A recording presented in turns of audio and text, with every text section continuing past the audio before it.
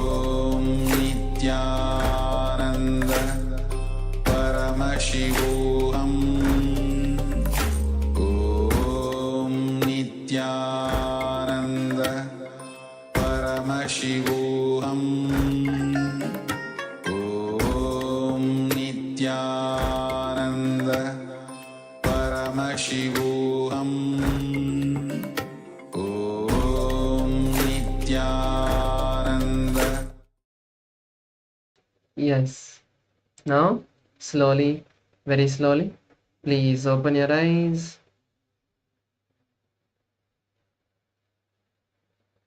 Let us now move to the verification. You can all share what you were able to see during this round in the Zoom chat.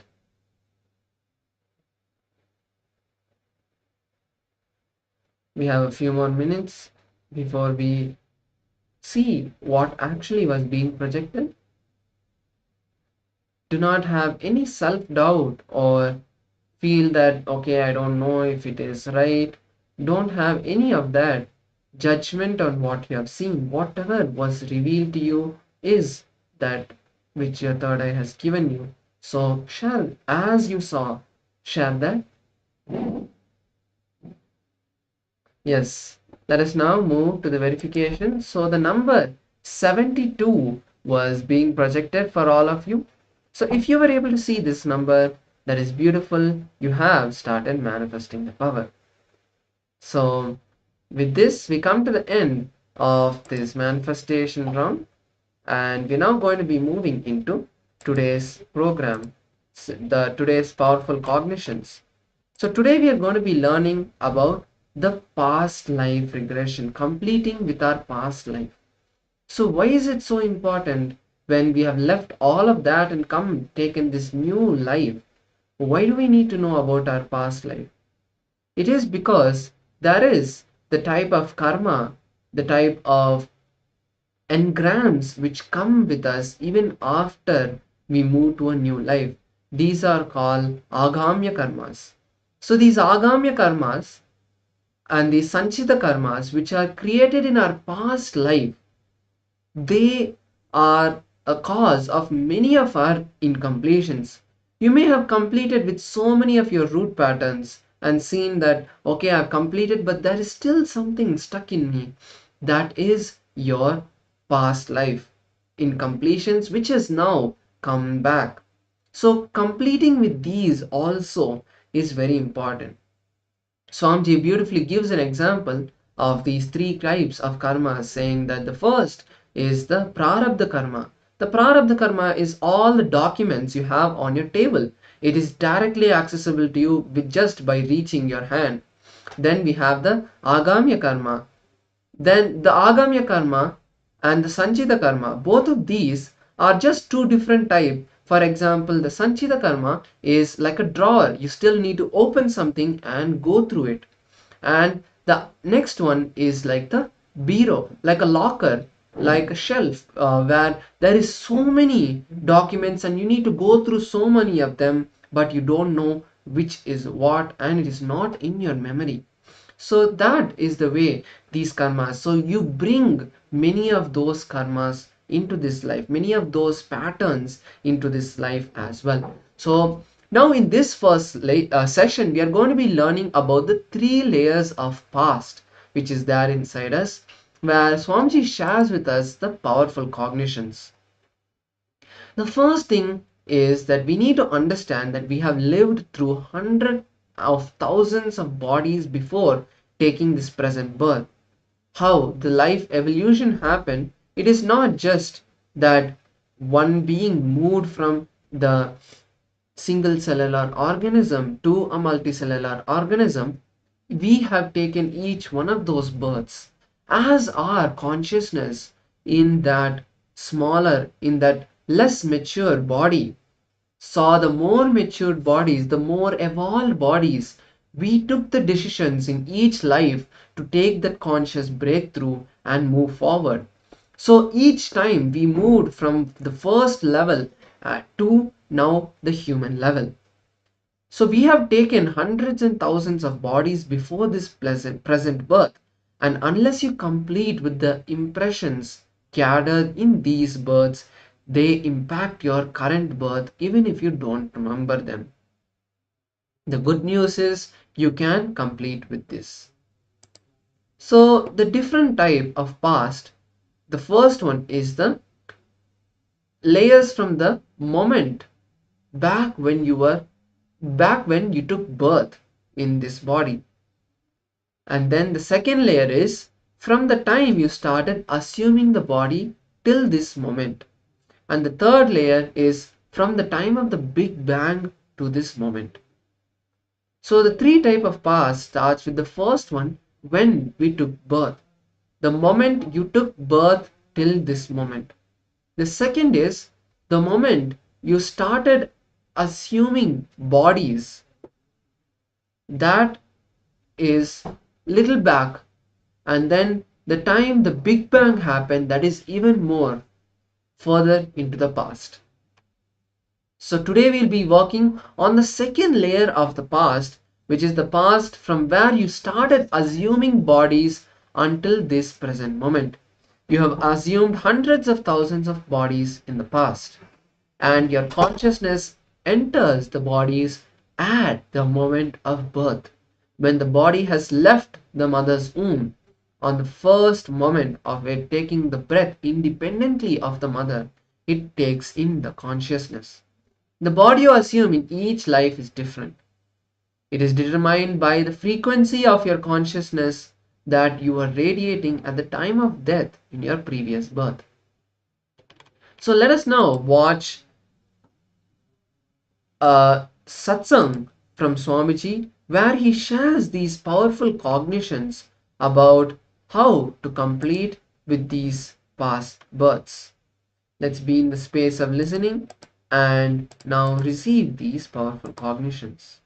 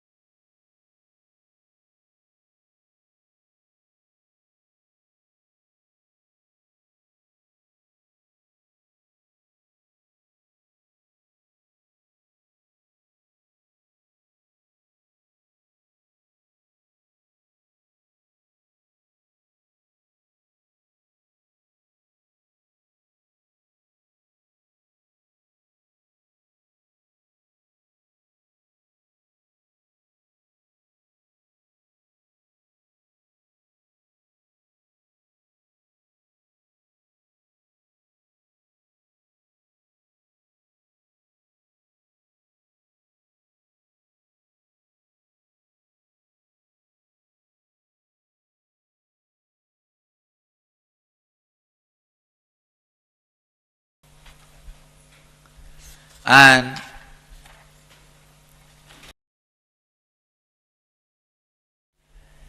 let's enter into today's satsang.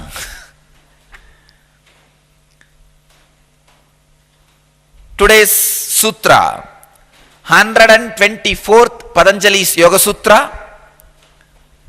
The topic is know your past life regression. 3rd chapter, 18th verse.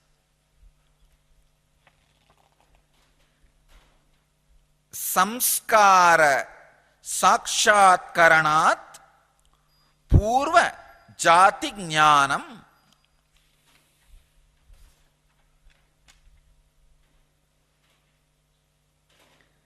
Swami Vivekananda translates the sutra: through the perceiving of the impressions comes the knowledge of past life.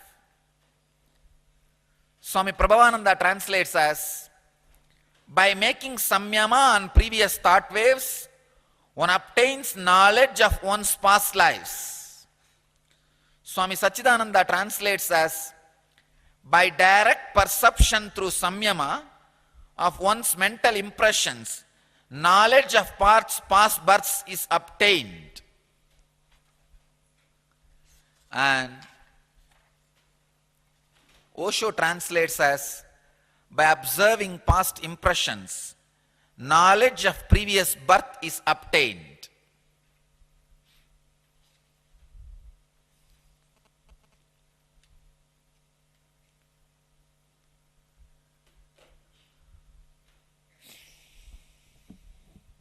Past birth.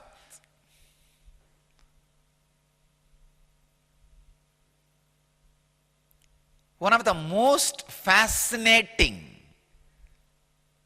subject as far as the inner world is concerned. Everybody is interested. I can say in the whole world, not a single man who says, I am not interested in the past birth. Even the people who don't believe in the past birth are interested about their past birth. See, many people come and say, no, I don't believe in past birth. About what? If I say, no, I can show you your past birth, then immediately the eyes lit up. They don't believe others have past life, but they do believe they had past life. Understand?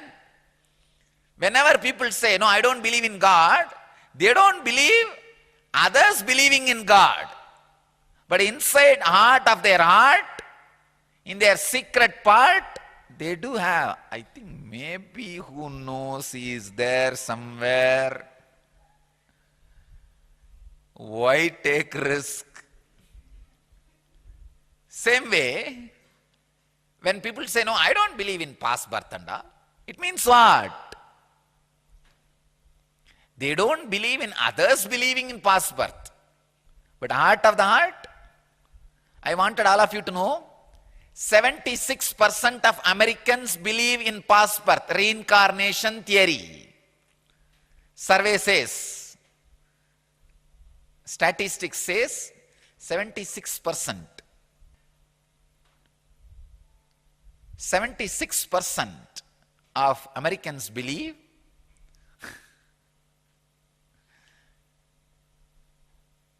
in reincarnation theory, past birth.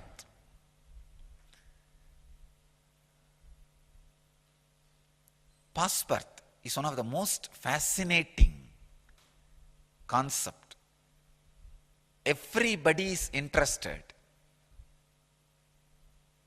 for various reasons. Some people are interested just out of curiosity. How was I? Some people are interested just to find out what way that can add something to their personality now. At this moment, sometime knowing about your past gives you a new intelligence and heals your present. It heals. It does healing. Healing many of the psychosomatic disorders, many of the phobias can be healed by knowing the past and releasing it. Third, if you know the past, you will not repeat the same foolishness again and again. So many people want to know about their past so that they don't want to repeat the same foolishness again, just to escape from the foolishness. Fourth, ultimately, when you know about your past again, what has happened, again and again and again, how you take birth and die, you will be tired of that foolishness and stop taking birth, be liberated. So for various reasons, people want to know about their past. Buddha, I can say, greatest incarnation, who gave a clear understanding and technology about the past. Please understand, Buddha has not only given the understanding, he has given an amazing technology. Not only that, he has inspired people to know about their past, to work on their past by revealing all his past life called Jataka tales, Jataka stories. Please understand. You may be thinking, why Buddha revealed all his past?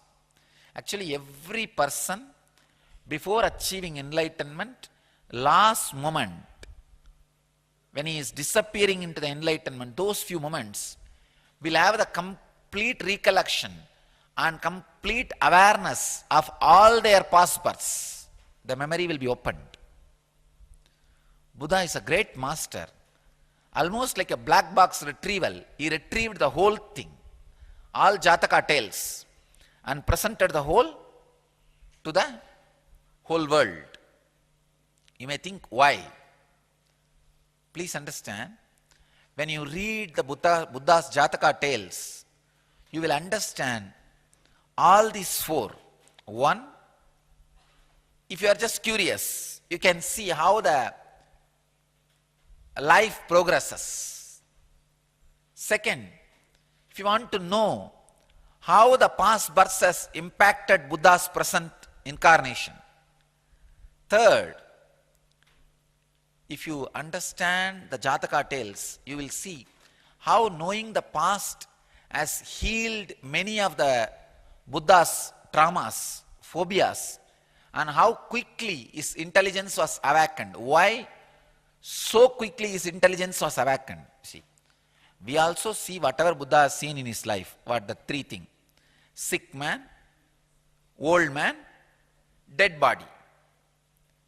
Buddha saw all these three only once. Immediately, the Pratyagatma Chaitanya Jagrata, the individual inner awakening has happened in him. We see all these three almost every day.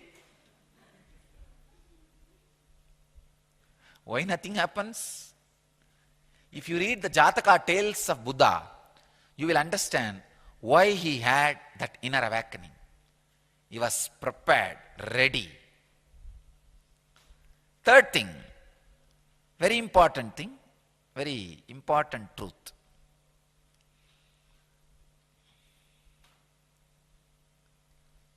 How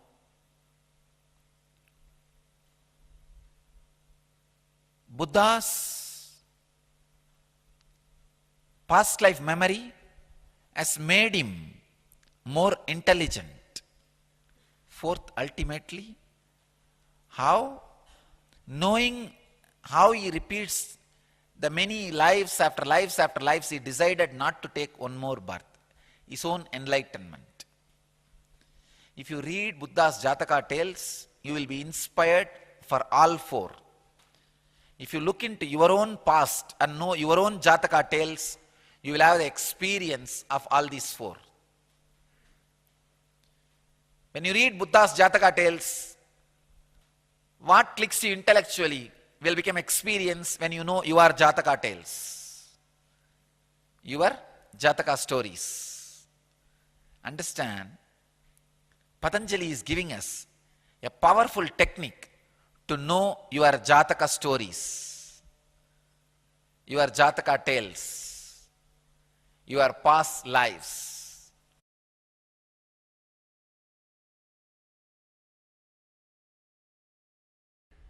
124th Sutra, the subject is Know Your Past Life. It is about the past life regression. Yesterday I was explaining the science of past life regression. Now I will enter into the technique and technology for past life regression. Samskara sakshatkaranat purvajati jnanam.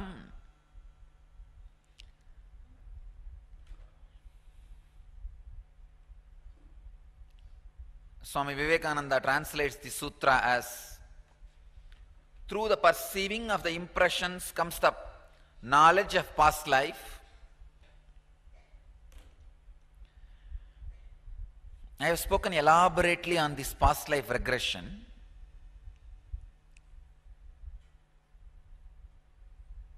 It's already available in YouTube. I have spoken more than 10 hours on past life regression. I'll give you the essence Patanjali is trying to explain through this sutra.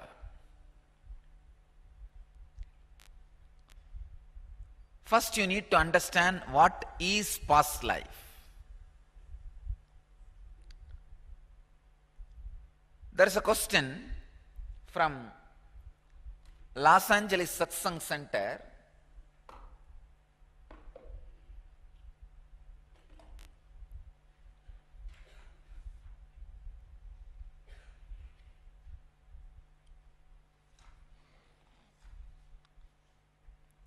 Ten avatars include Buddha, but Buddha's Jataka tales does not include all these 10 avatars.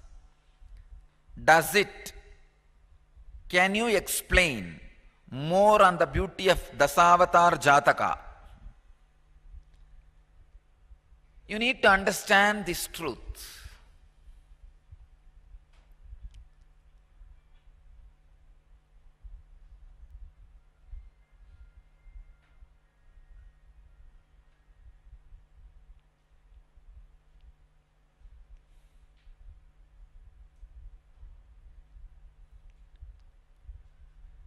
First, the basic truth about the past life.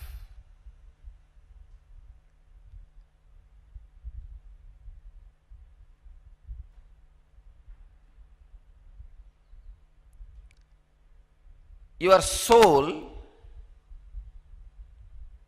the individual soul, is the reflection of the cosmic soul, what we call Paramatma. Swatma is the reflection of Paramatma. The individual soul is the reflection of the cosmic soul. Your body is the mirror on which the reflection is happening. Please understand,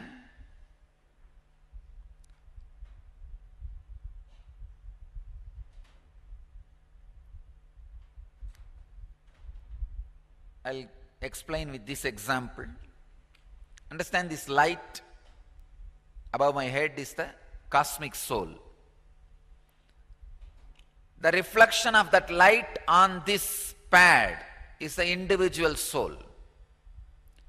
This pad is body.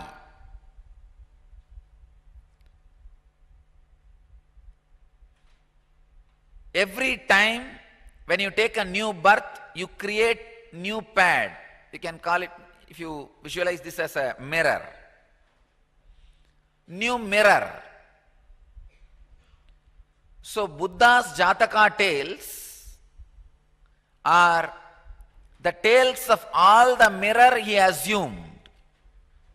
Please understand. All the mirrors he assumed. When we say Buddha is an incarnation, don't think he has to go through that same process like a Matsya Avatara, Kurma Avatara, Varaha Avatara, then Nrisimha Avatara. No. From all those incarnations, intelligence he collects and makes his own mirror. It's like from those 10 mirrors, he collects one small part and makes his own mirror. Out of that material, he makes his own mirror. It's a very subtle but an important truth. If you know this truth, all the questions and doubts about this past life will disappear. And not only that, understanding about your past life will help you in the present life.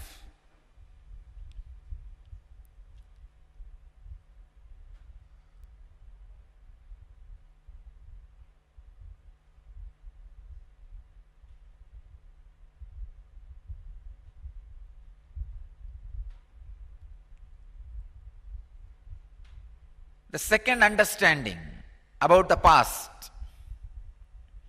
You have 3 layers of past. One, past of from your birth to this moment. That's the first layer past. After you took birth in this body, from your date of birth to this day, this is called first layer past. Second, all the births you took until this moment, it is a second layer past. Third, from the beginning of the cosmos until this moment, it is third layer past. Forget about third layer past, that is not required for you. That's too much and out of syllabus for you, which is not directly required. That is required only for the higher major decisions related to the whole cosmos. Anyhow, you are not going to decide those things, so you don't need to know about those things. A common man needs to know only the simple laws which you need to follow in your life. You don't need to bother so much about the constitution. So the third layer past is required only if you want to work on the cosmic constitution, not otherwise. If you know the first layer past and second layer past, that is enough. It will heal you and enlighten you. Knowing the first layer past will heal you physically, especially all the disorders related to the heart. All the disease related to the heart is from the root of first layer past. Please understand, the Indian psyche, the Indian lifestyle, Indian mental setup, Indian food, Indian clothings, everything is designed to flow with the understanding of past life. But unfortunately, we moved out of that understanding. That is the reason the whole Indian civilization is suffering with heart disorders. Understand?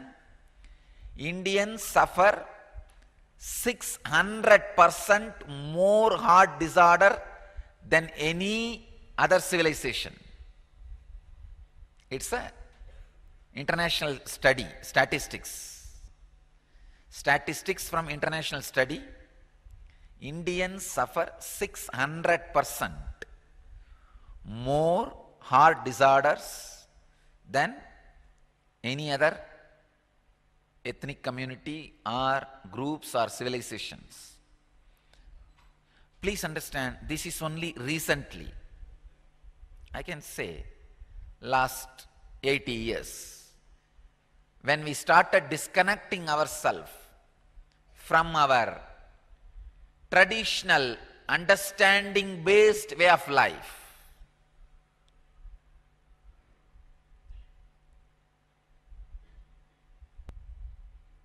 If you think you have only 100-year life, the amount of hurriness with which you need to squeeze the life as much as you can, and you will have to finish living. So what will you do? The rush, the violence, the aggression with which you jump on life and try to squeeze as much as you can, naturally your heart is not capable to run in that speed. It leads to enormous amount of desires and very little capacity for your body and mind. This conflict, this frustration is responsible for all heart disorders.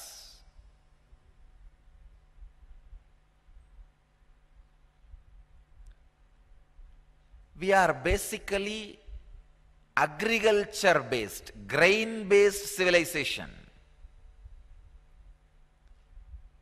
Our mental setup, lifestyle, very DNA, that's the right word. Our very core, our very body. If you are born to Indian parents, your very body is designed to live the life with an understanding of multiple births, reincarnation, because every understanding our ancestors carry is transmitted to our biomemory as an internal deep programming. I tell you, understand, mind is societal, body is natural.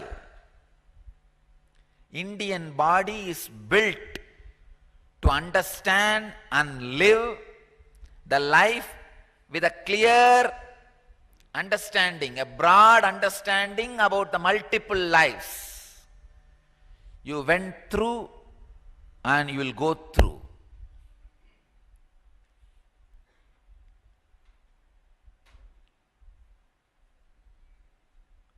If you have the understanding, we had many births, we are going to have many births. That brings a tremendous restful awareness. You don't need to hurry so much. If I achieve now, great. If not, I can always have it in future. The restful awareness which the concept of multiple births brings is unimaginable, extraordinary.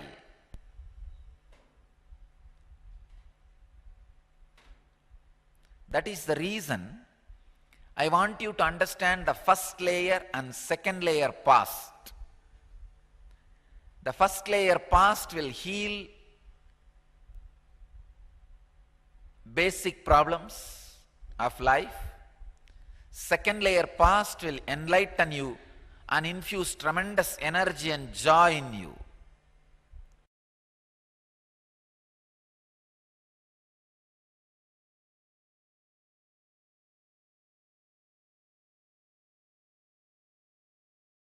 Yes. So with this, we come to the end of this process, and now we are going to be with this satsang, and we're now going to be doing a small process. So the process is now pen down your understanding of the 3 layers of the past and why it is important to complete with the impression of past life. Share your cognitions in the Zoom chat. Let us now first take a few minutes to do this process.